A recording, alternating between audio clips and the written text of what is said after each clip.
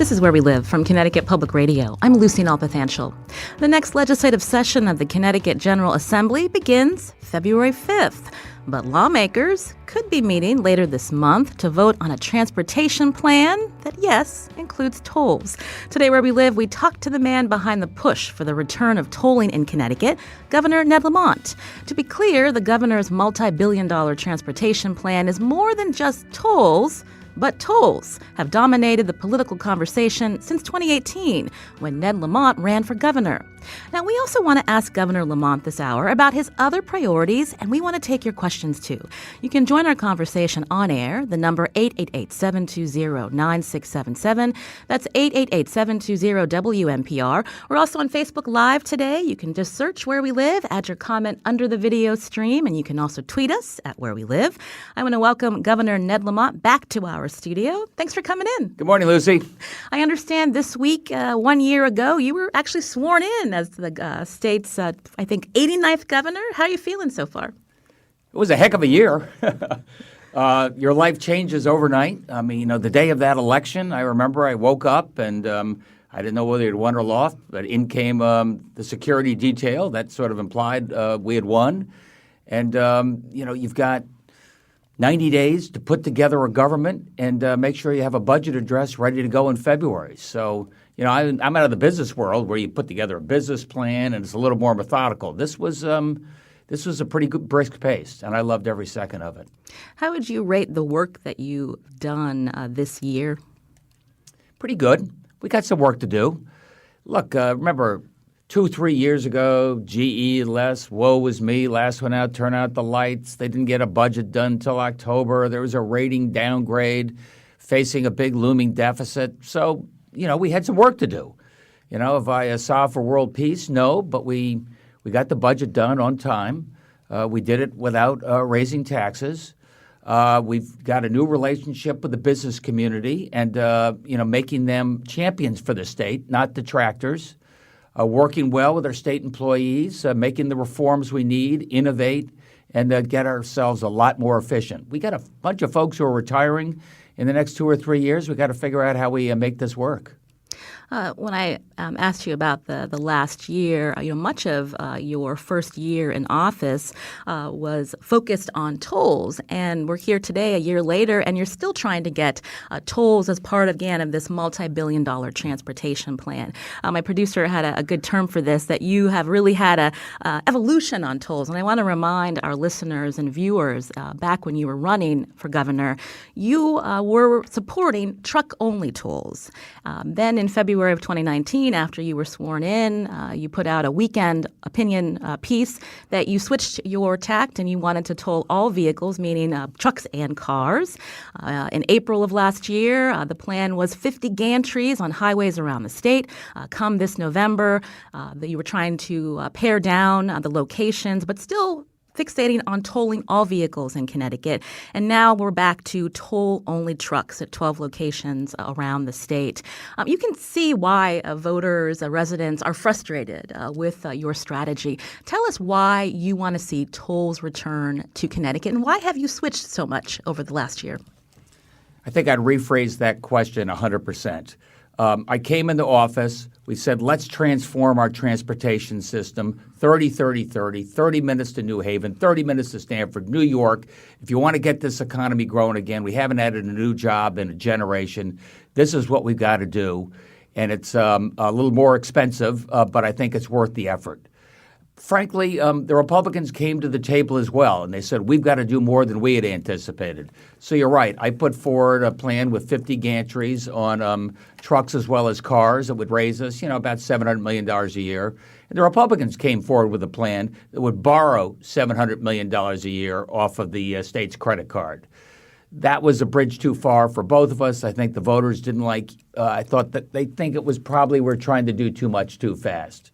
Did you think that you were doing too much too fast? No. The world I come from, I want to do things. I want to get it done. I want to get this state moving again, and fixing our transportation system, speeding up our rail, getting a regional airport is key to economic development.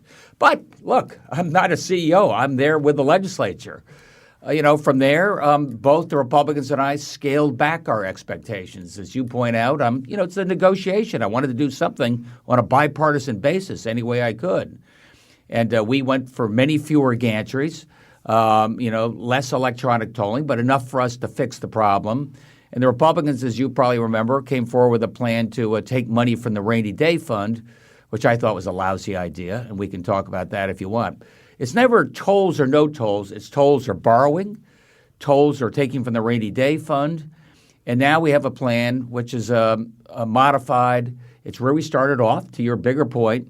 Trucks only gives us enough to make the basic repairs, bring our roads and bridges to a state of good repair, slowly speed up our rail service, and fix our special transportation fund, which is going bankrupt. You inherit a problem. In my world, I solve it. And if you have a better way to solve it, let me know what it is. But to me, doing nothing is not a solution.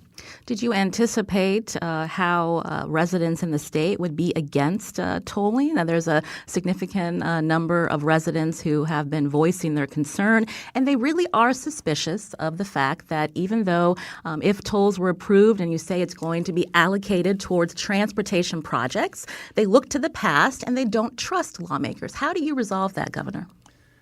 Well, first of all, did I ever think it was going to be easy? No, I'm asking people to pay for something. That's tough. We've been addicted to debt in this state going back 40 years, and everybody thinks, that's free money. I can borrow it and don't have to worry about it for now. We've done that on our pensions. We've done that in transportation. We've done that on bonding.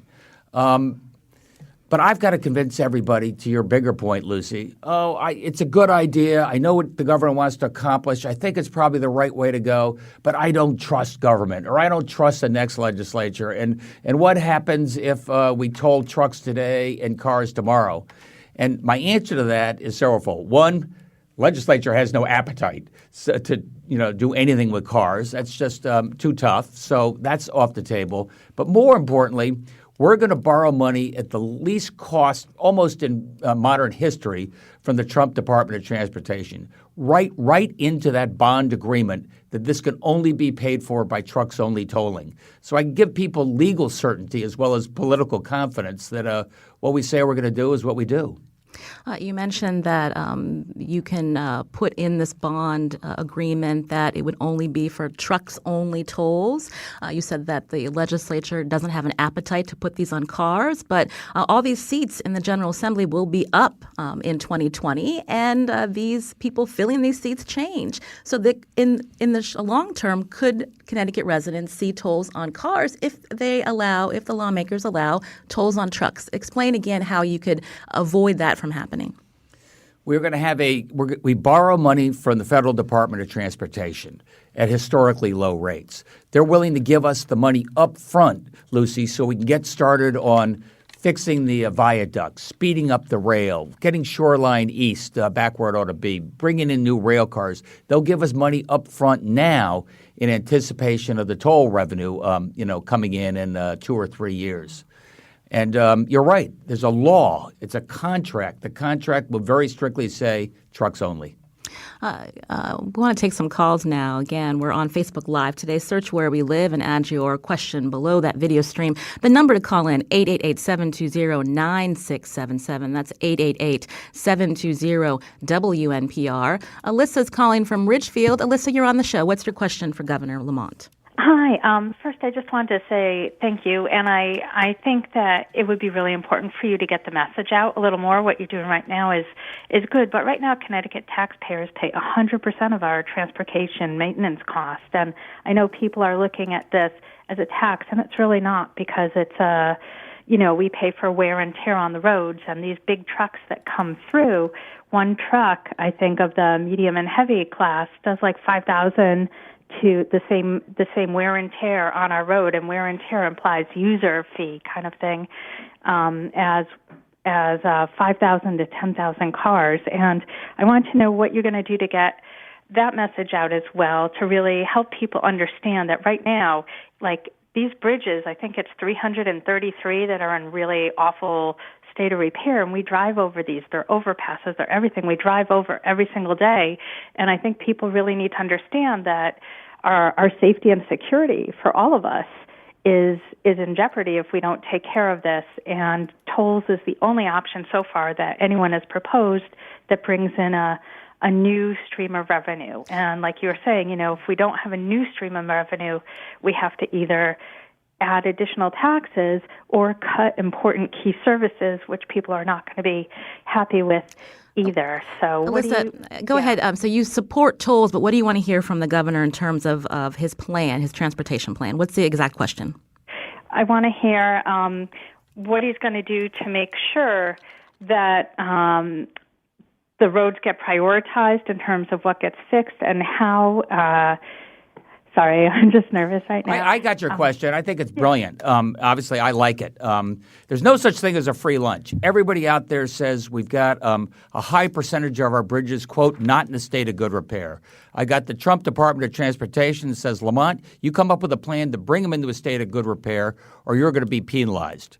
And I've got the truckers are on board, the Teamsters, the guys who drive the trucks. They're on board saying it's a wear and tear on our trucks. And it's we're feeling a little nervous going over some of these bridges. So we support this plan going forward. But to your bigger point, if I can. Well, before you said the truckers are supporting your plan. I thought that they're against the trucks-only tolls. These are the guys who drive the trucks. I can't talk about the companies, but the Teamsters are supportive of what we're trying to do, and they're supportive of how we want to pay for it because they want these roads and bridges brought to a state of good repair. To Liz's other point, okay, yeah, the big tractor trailers, which is the only ones we're talking about, do most of the wear and tear by far on our roads and bridges. So there's a certain fairness issue that they should pay, for that. And as finally as you point out, the Republican plans of more borrowing or taken from the rainy day fund, that's 100% paid for by the taxpayers of the state of Connecticut. And at least we have a plan where we get the low-cost federal financing coupled with out-of-state trucker revenues, which will pay for a significant portion of what we got to do. Tell us exactly, under your transportation plan, how much money would the state of Connecticut get if trucks-only tolling is approved? $186 million a year. Now, how much would that pay for, in the grand scheme of things, when you're talking about improving roads and bridges that are in dire need of repair? And also, when you think about a transportation plan that's not just focusing on highways, what in this plan, if you get this tolling revenue, that would support more transit options to get people out of cars, Governor Lamont? Well, two things. A, it frees up transportation money so we can really make an investment in rail, which is where I think you're going to. The investment in rail would be several-fold. We straighten out the tracks. We work on the signalization. We modernize that.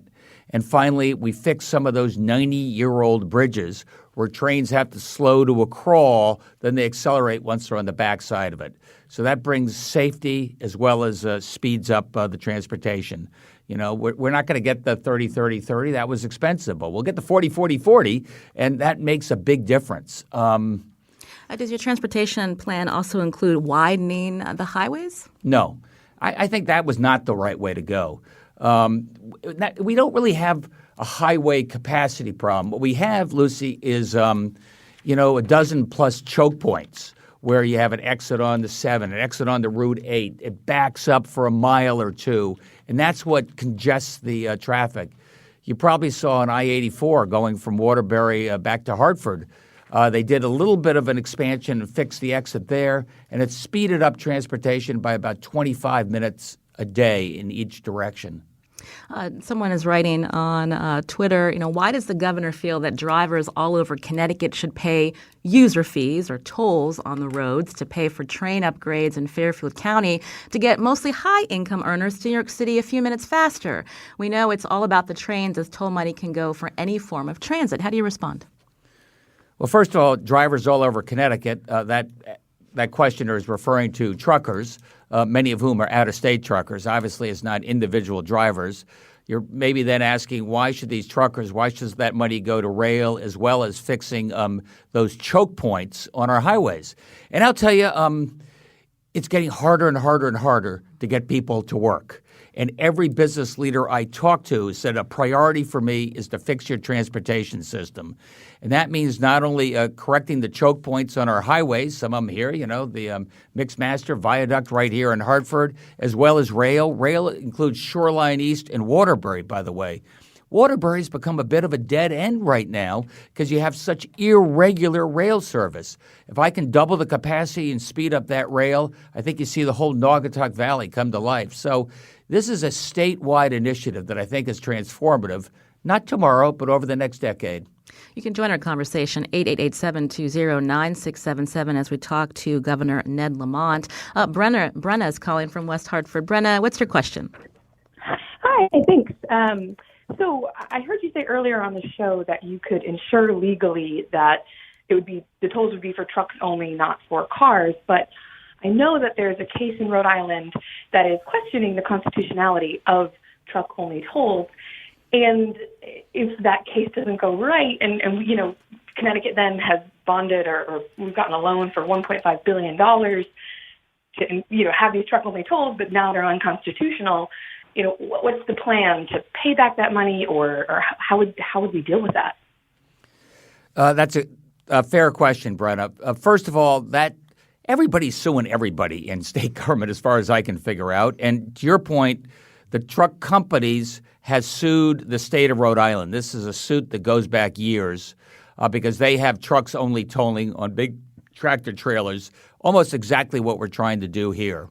Gina Raimondo and the legal department there feel very confident that this is going to get through and they don't have to worry about it. We're not going to have any of our electronic gantries up for at least a couple of years, so we'll have a better idea of the nature of that. I feel very confident that the Trump administration continues to make all necessary payments to Rhode Island. There's been no penalty for what they're doing. So I think this is the best way to go. Jackie's calling from East Hartford on Where We Live. Jackie, what's your question for Governor Lamont? Hi, I'm actually from West Hartford. Hi, Governor. I just wanted to, first of all, I'm a unaffiliated voter, and I am really supportive of what you're doing. I like what I'm seeing so far. I'm also very impressed that you actually know what's happening in the state and our roads. I love it. I also really like what you're doing with the New Britain Data Center. You seem to be trying to modernize our state, so thank you. Regarding your transportation, my daughter takes the train, CT Rail, every day from our house to Wallingford, and she loves it. And I just want you to know that thing is full every day. We need more, and I'd like your thoughts about what your view is in terms of modernizing our state and making us more business friendly. I know you're not for raising taxes. You're not for increasing our tax burden. You're actually on the other side of the ledger, which is growing our state, which I love. So I'd like to hear more about the rail, CT Rail in particular, and I really think that is the future, like you said, to open us up for more business and allow people to work in different parts of the state. And like I said, my daughter going to Wallingford every day, she loves the train, and she's a big supporter of yours. And I, again, as an unaffiliated voter, I like you. All right, Jackie, you're impressing me. Oh, no, let Jackie keep going. This is okay. We'll let Governor Lamont answer your question about expanding CT Rail. No, thank you, Jackie, and say hi to your daughter for me. Look, every time we get somebody in the CT Rail, that's one less car on the highway. So that previous person who said, oh, this is about rail, not about expanding roads, for me, we're fixing both problems by getting more people taking public transportation. And I might add, a lot less gridlock means a lot less exhaust, which means a lot less environmental damage. And a few less cars on our highway are a big piece of that as well. Jackie, let me just pivot for a second, because you mentioned the New Britain Data Center, and I think it's worth talking about where the state is going when it comes to we had the old Stanley Black & Decker. It goes for acres and acres. It's all really old, rusted out buildings. They haven't been occupied in a generation. It was going to cost us tens of millions of dollars to remediate and take down and get ready. And we found an answer there. We're going to turn that into an electronic data center with servers that is able to position Connecticut to have the highest speed data access in the country. And we were able to do that within the existing footprint, within those existing buildings. I joked when I went there. I said I thought the cloud was more heavenly than this. Here we were in this old manufacturing facility with servers and fuel cell batteries made in Connecticut. And one last plug back to data and our railroads. You maybe saw yesterday we've announced that Metro North is going to be the first 4G rail service and certainly the first 5G rail service within a year or so. And that means you're not wasting your time sitting in the rail, but you're actually able to take your office electronically with you on your way. I wanted to go back to emissions because you alluded to this, but transportation is a source of nearly 40% of Connecticut's greenhouse gas emissions.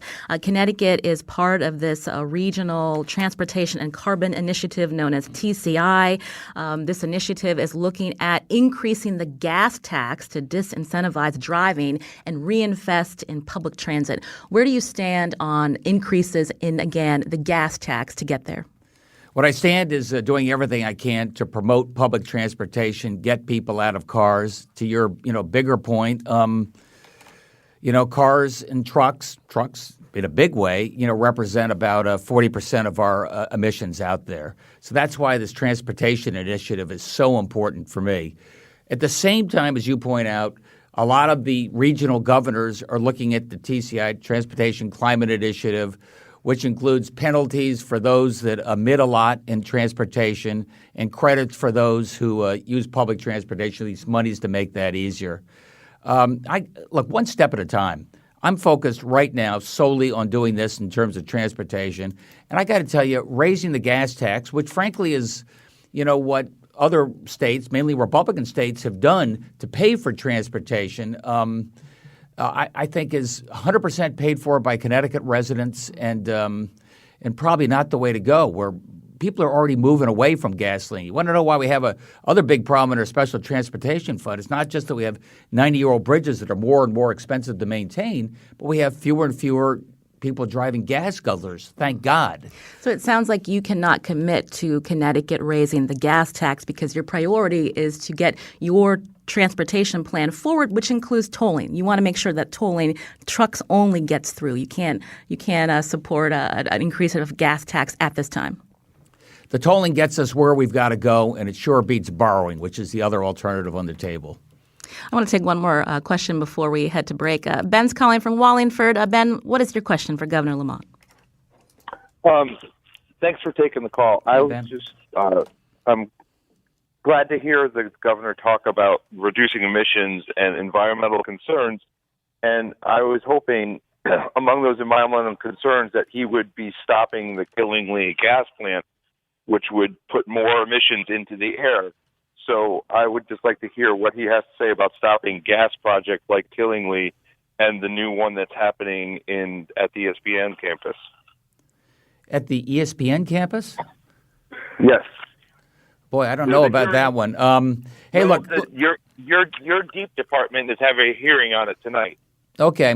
Here's what I think. I think that I am going to move this state aggressively to renewable energy sources that have zero carbon impact. I've got probably 10 or 12 years left on Millstone. I think that's enough. It's an old plant. We just made the biggest acquisition of wind power in the history of the state, and I did it in collaboration with Rhode Island and Massachusetts. So we also got the lowest published prices for wind power anywhere in the country. That's where I think we've got to go. That's our priority, to get off of fossil fuels. The Killingly plant in Killingly, that's some regional initiative that our regional governors through their association are promoting, and I'm skeptical about it. I'm skeptical about it because I've got zero emissions on our grid starting in 2040. I want to see my fellow governors do that. I'm making the commitment to wind power so we can get off of fossil fuels. So I need a lot of persuasion there. Before we head to break, again, where does your transportation plan stand before the General Assembly? I believe both parties are caucusing today. You're hoping for a special session before the end of the month to get this transportation plan voted on? Yeah, the Senate, House, and Democrats are caucusing today. I can't speak for the Republicans. They've I don't think they're caucusing on prioritized progress or taking money out of the rainy day fund, but I wish they would so I know where they stand. I think we're going to get some sort of an indication by the end of the day where the Democrats stand in the caucus, and then it's up to the legislative leadership to set a time for a vote. We got to do this vote because I've also got to get a bond bill passed. If we're going to borrow $700 million a year under prioritized progress for bonding, that was going to crowd out other initiatives. We're pretty sure that's not going to happen. So as part of our transportation plan now, we're going to be able to do the bonding bill, which is necessary, money for municipalities, snow removal, new schools, affordable housing, get that process back in play. If your transportation plan is not voted on by the end of the month, the timing gets tighter once the session starts February 5th? As the legislative leadership. I think they'd like to get it done this month. I'd like to get it done this month. We've put this off for about 15 years, Lucy. I mean, we can keep putting it off. That's what the state loves to do, is put off decisions. I think it's time to make a decision. Governor Ned Lamont is my guest today. This is Where We Live. I'm Lucy Nalpathanchel. We're going to shift away from transportation. We're going to talk about other issues before lawmakers, and that's when you can join in as well. The number 888-720-9677, or find us on Twitter at Where We Live.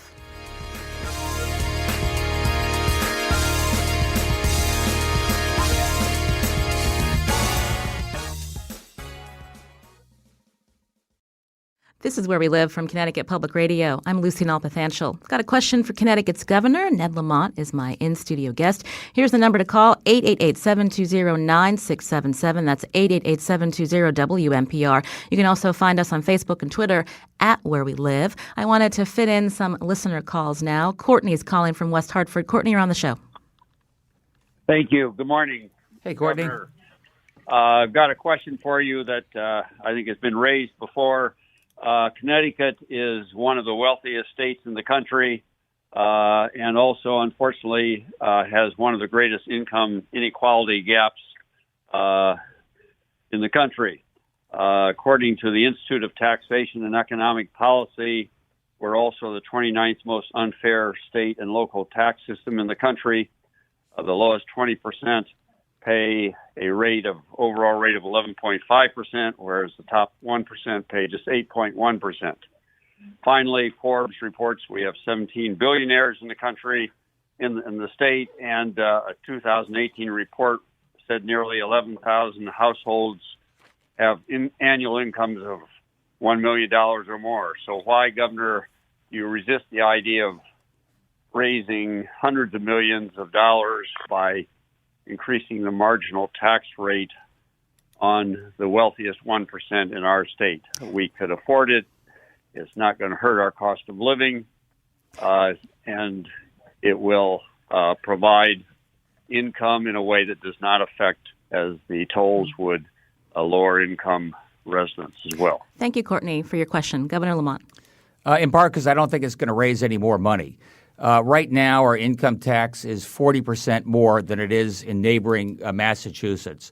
Massachusetts is growing and Connecticut is not growing. We no longer have the same competitive advantage we had compared to even Rhode Island and New York, not to mention Florida and other places. So I am very conscious of how much you can keep raising that incremental rate. As you know, we've raised it 4 times in the last 15 years. So you're absolutely right. I held the line on tax rates, but I'm very conscious of what's going on in terms of income disparity in this state. And to your point about property tax. So, I ran against somebody who wanted to eliminate the income tax. And what that would have done was pushed all those costs onto our towns and municipalities. And I did not let that happen. What I did do was I fully funded education plus some, especially for those kids in schools that are most at need. I'm working like heck to make sure we get the business community there into those VOTEC high schools, into the community colleges. We're working hard to make community college free. We just eliminated tuition for folks at UConn who's earning less than $50,000 a year, their family. So I'm doing everything I can to get the escalator of opportunity going, and what I can to make sure we have opportunities for each and every one of these kids. And it's a unique time in the state, and we have thousands of jobs we can't fill. So I feel very passionate that shame on me that if I don't make sure that each and every one of those kids who are getting left behind doesn't have the skills and the social support they need to take those jobs. You said that you're very conscious about income inequality in the state. You come from a part of the state, Fairfield County has the largest wealth disparity in the country. So how do you fix some of that disparity, if not taxing the wealthy and not focusing on regressive taxes like increases on certain sales tax items? And people do see tolls, user fees as regressive as well. Again, I think investing in young people, investing in education, investing in those opportunities. And the flip side of that on our seniors, we've eliminated, or the income tax has been eliminated for Social Security up to people earning $100,000. We've done a lot for our first responders, trying to make it easier and more affordable for them to stay in the state of Connecticut as well. Look, we have a long history. We've raised taxes, every year for many years. And in many of those years, we're not taking in any more revenue, Lucy. We're taking in less because for every cause, there's an effect, and some people leave. You talked about the tax hikes that came online with previous governors. Something that was not in place under Governor Malloy is that rainy day fund is now at $2.5 billion. Kathy from Facebook wants to know about the impact of proposed rescissions announced yesterday on the social services safety net in the state, especially in light of changes happening at the federal level to programs like SNAP. When the session starts, you also have to deal with the budget. And so in terms of cuts to social services over the years, why are you also proposing rescissions if the rainy day fund is at a good place? Well, there's a lot in there to unravel. First of all, you should be really happy that Connecticut has saved a rainy day fund for that time where we have a recession, and there will be a recession. And when we have that recession, I don't have to cut services for the most vulnerable or raise a lot of taxes. Because we will have $3 billion set aside to take care of all but the most dire of recessions going forward. So you're right. There's been a lot of people wanting me to take money from the rainy day fund to do transportation, take money from the rainy day fund to pay for this or that, and I am holding the line. And by the end of this calendar year, I think we'll be at a point where we have a rainy day fund that is self-sufficient, or what we had anticipated we ought to be doing. But let's go back. And for the not-for-profits, let me just tell you, I've cut no not-for-profits. I've asked Melissa, we have a 1/7 of 1%, shortfall, which is complicated. We actually are generating $300 million in cash flow that's going to go to the rainy day fund, but we have some in our operating budget, and we're going to do that out of overhead. We're going to do that out of hiring. We're going to do that out of attrition. I'm doing everything I can to make sure that we hold our not-for-profits harmless. They provide amazing service with heart and efficiency. But they've been cut significantly time and time again as the Not state. by me. Not by you, but they've been cut. And so in terms of helping them make themselves whole, providing very necessary services to residents around the state, how can you help these social service programs that have been cut significantly? Well, first by doing no harm. And like I said, I held education harmless, and I held our not-for-profits harmless. And now with our bonding agenda, there'll be a little bit of extra money there that I can use to support the not-for-profits. And once we get our rainy day fund where it ought to be so we can weather the recession, not-for-profits are going to be a real priority for me. But when people think about the taxes they pay in the state, and again, there's attention on the high amount of taxes, a part of that is quality of life. And part of that is expecting the government to pay for social services and not expecting small organizations and nonprofits to do the bulk of the work with very little resources from the state. And so again, how do you make that whole when they have been cut significantly over the years? We've continued to make our investments in the social services, and we will make that a priority going forward. But I'm not going to take money from the rainy day fund. I know that's, an easy thing to do. Remember what happened in 2008 and 9. Remember how scary that was in the state. Remind the not-for-profits what happened to their budgets right when the demand was the most severe. I'm saving that money to make sure that we're able to hold them whole in a recession, not just in good times. You're listening to Where We Live with Connecticut Governor Ned Lamont. You can join our conversation, 888-720-9677. You can also find us on Facebook and Twitter at Where We Live. And before I take some more calls, I did want to ask you about affordable housing. This was a big priority of former Governor Daniel Malloy during his time. 22,000 affordable units created in the state. Chronic veteran homelessness was ended. Many billions of dollars investments in housing since 2011. But we've had Jackie Rabe Thomas on our show, who is a great reporter with the Connecticut Mirror, did an investigation with ProPublica on housing segregation in Connecticut and the fact that Black and Hispanic residents live in some of the most segregated neighborhoods in the country. Again, she's reported on the fact that many wealthy Fairfield County towns are using zoning rules to prevent affordable housing from being built in their towns. She did reach out to you and to other state officials. There was no comment from your office. So I want to know how you're going to encourage wealthy towns to stop using zoning to keep certain people out of their communities, to keep segregation afloat. First of all, we are maintaining our commitment to affordable housing. And a little credit where credit's due. Dan Malloy made that a priority and created more affordable housing units than everybody combined who were his predecessors. And you look at homelessness, you look at what's going on in other states around the country, and we're going to make sure that we keep that commitment going forward. We did hundreds of millions of dollars for affordable housing in our last bonding agenda, and we'll be doing that going forward. You want to know what my priorities are? It ties back to transportation, Lucy. And I want to see downtowns in our suburban as well as our urban areas with transit-oriented development that includes affordable housing so that young people and working families don't necessarily feel like they have to have a car. They can get to work by walking. They can get to work by bike. They can get to work by rail or bus. And we rebuild our downtowns. And I really think that housing is going to be a big piece of bringing our cities back to life.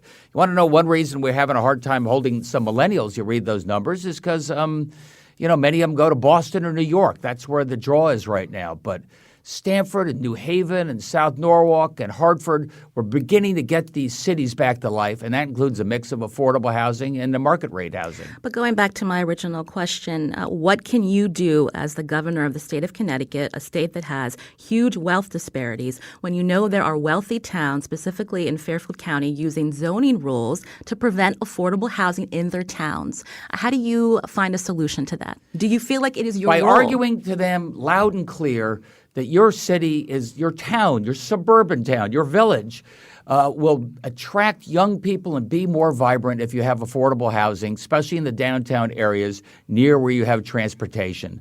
You want to know what our towns are doing well? Downtowns are doing well.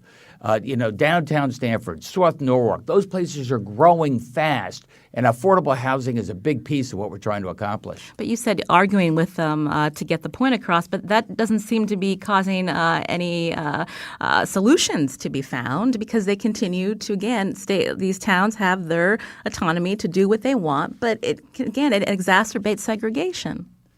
What you want to do is have affordable housing for people where they can afford to live and where they have easy access to transportation.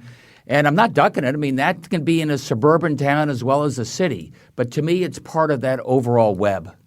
We're going to take a quick break. This is Where We Live. I'm Lucy Nalpathanchel, Governor Ned Lamont in our studio. When we come back from the break, we're going to take more of your calls. And also we're on Facebook and Twitter at Where We Live.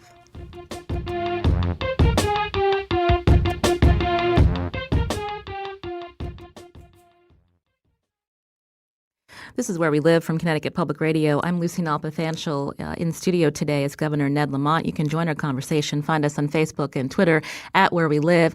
Steve's calling from Wyndham. Steve, we've got under 10 minutes. Quickly, what is your question for Governor Lamont?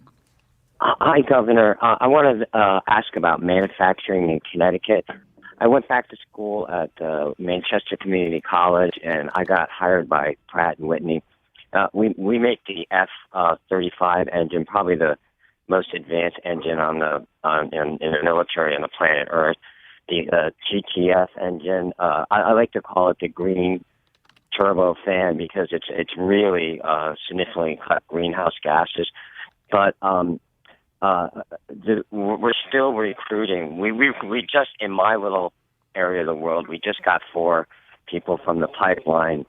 And if you look across manufacturing in Connecticut, we're really in need of young people to get involved. How's that coming along on your side? It is an absolute priority for us, Steve. No, as you point out, we make the most sophisticated engine in the world. You're making the F-35. Look what we do in submarines. Look what we do in choppers. And there is a desperate need for the right type of talent. So we are from the L.T. Grasso Votech School all the way to our community colleges, to Colin Cooper, who's our now czar of manufacturing. He comes out of a manufacturing company. We are working with all those manufacturers right now, seeing what is the talent they're going to need over the next 3, 5, 10 years, and then working with our community colleges and our tech high schools to make sure we're training people for them. I am not going to let this opportunity slip. We got the best workforce in the world. I got to keep them that way. Matt's calling from New Britain. Matt, you're on the show. Quickly.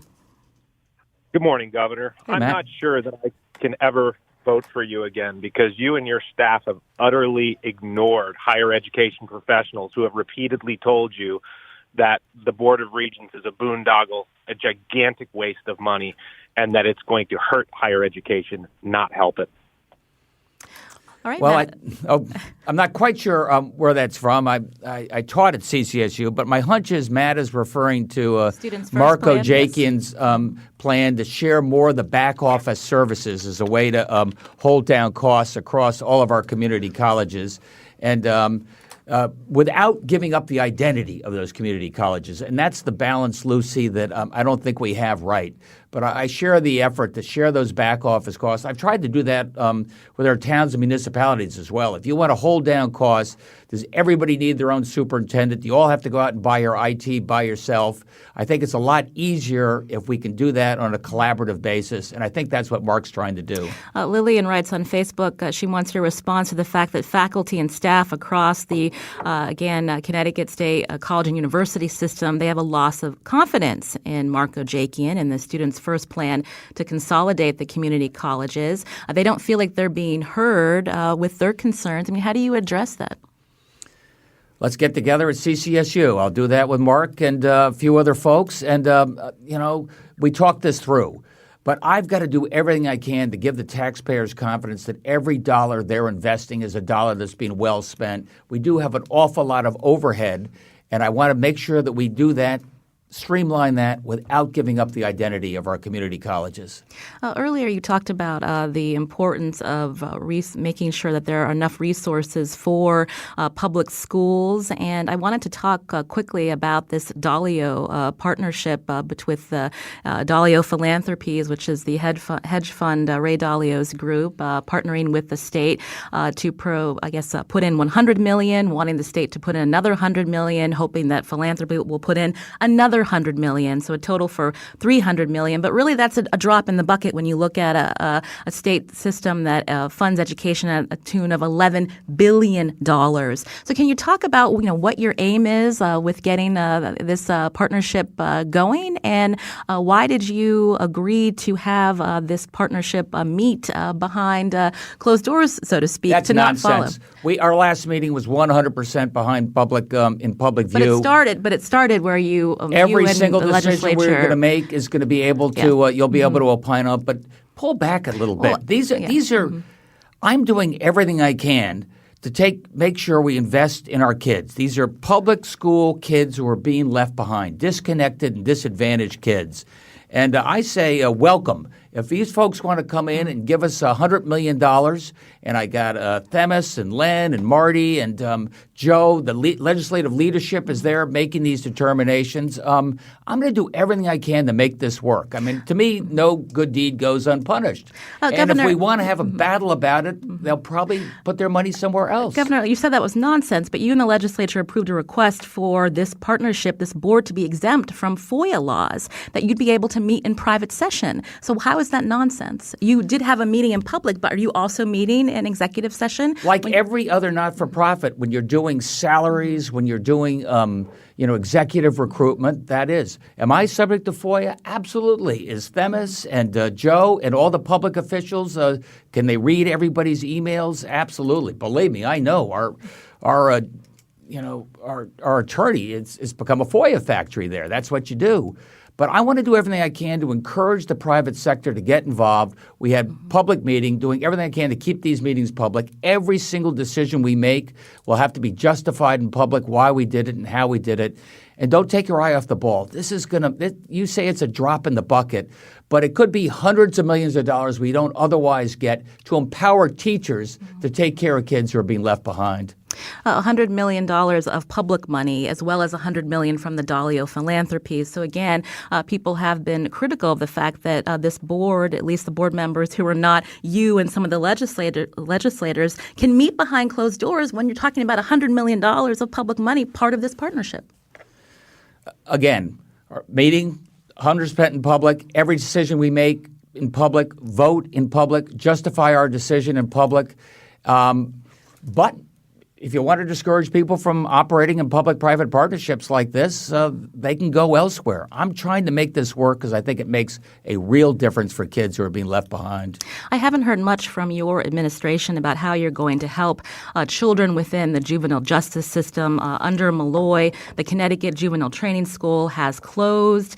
There have been efforts to try to get a smaller facility, a secure facility to be open in neighborhoods. No one has come forth, and now I'm hearing that there are young people that are stuck in these short-term detention centers because there's nowhere for them to go. What are you going to do to solve that, Governor? What we have done is we're doing everything we can, especially for the juveniles. Hopefully, they don't have to be incarcerated unless they're the most dangerous. We get them into community settings. We get them the social service support they need. We give them educational efforts. You go to the I was just down in Cheshire a few months ago. You see what we're doing there in terms of giving folks a second chance in terms of real criminal justice reform.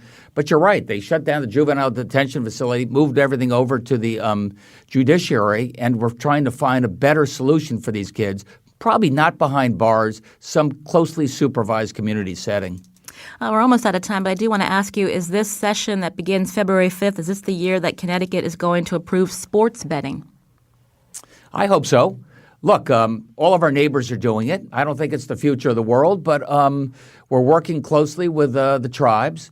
It could be important centers of entertainment in a lot of our major cities probably located.